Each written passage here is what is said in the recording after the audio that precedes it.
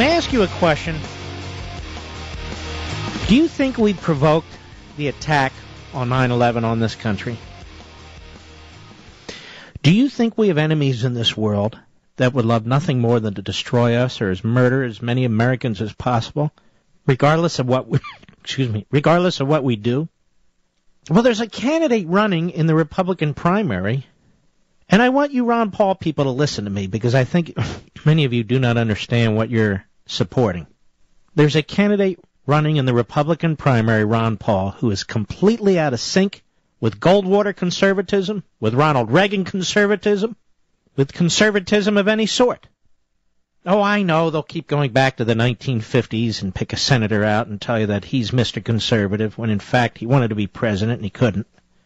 But the fact of the matter is, we have a lot of enemies in this world and not of our making. And I am tired of this hate America first crap that we hear from Code Pink, that we hear from the left-wingers in this country, and that we hear from Ron Paul. You know, folks, there's a difference between our society and our government. Oh, yes, there is.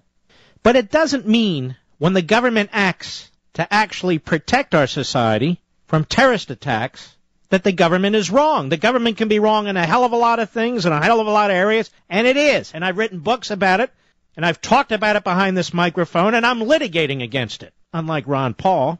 But all of that said, we have brave men and women in uniform who are fighting for this country. And they're not doing it illegally. They're not doing it unconstitutionally. They're not doing it because they want to provoke the enemy. We have brave men and women, most of whom are young, volunteering for our armed services with their eyes wide open to protect this country, not to conquer the world. And I am sick and tired of hearing this guy on the stage and elsewhere, through interviews, treated with kid gloves when he makes it sound like we're the old Soviet Union or Red China. The American people are a benevolent people.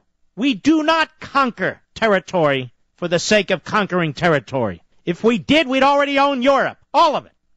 If we wanted to conquer, we would have kicked ass in the Middle East, and we already own all the oil fields, including in Saudi Arabia. And I could go on and on. We have a magnificent military with magnificent young men and women, many of whom have died in the past decade, not in pointless wars, not because of neocons, not because we're seeking to conquer the world, but because they're trying to defend us.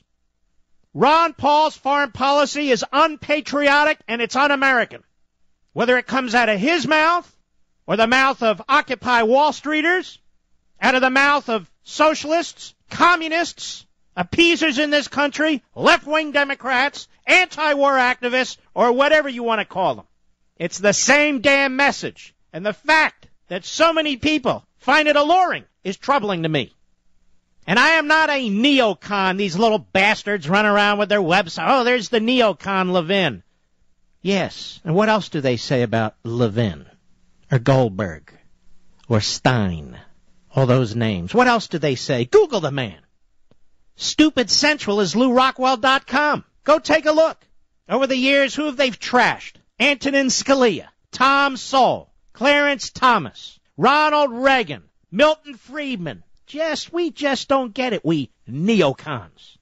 Even Reason Magazine, a libertarian magazine, and a superb one at that, and their website, has dealt with this Rockwell and this clan of goons.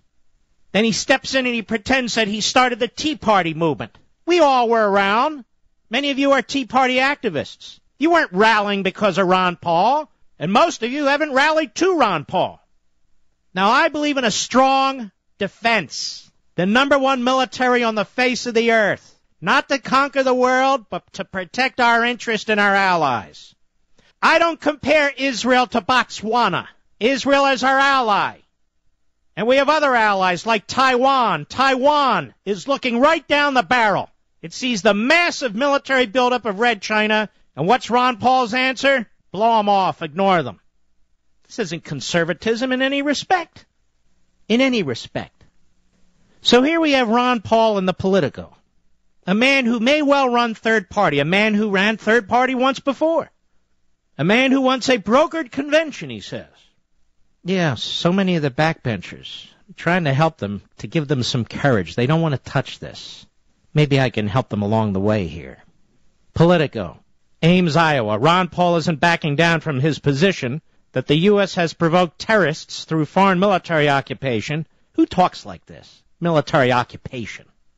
And that officials tried to capitalize on 9/11 attacks. Quote, I said, quote, think of what happened after 9/11. The minute before there was any assessment, there was glee in the administration because now we can invade Iraq. And so the war drums beat, Paul said Thursday night, before a packed room of more than 1,000 students and supporters. This is the crap he's feeding college students.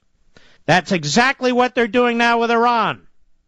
Ladies and gentlemen, I don't remember it that way, do you? We were all here. Was there glee on George W. Bush's face? Was there glee on Dick Cheney's face? Was there glee on anybody in the United States military's face? Was there glee on anybody's face in Congress? This is a crackpot.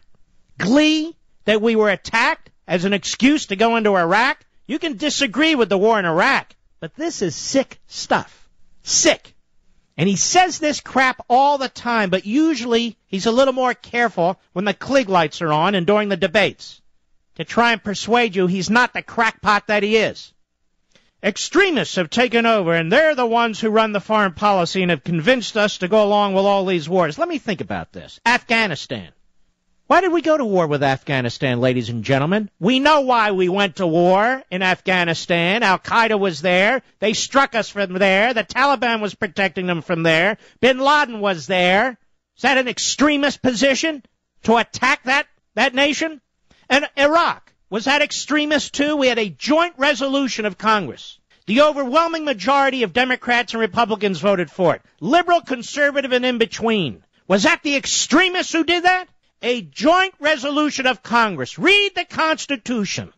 There is no exact wording for a declaration of war in the Constitution. I've explained this before and I've written it. A joint resolution of Congress authorizing war and funding war is a constitutional act.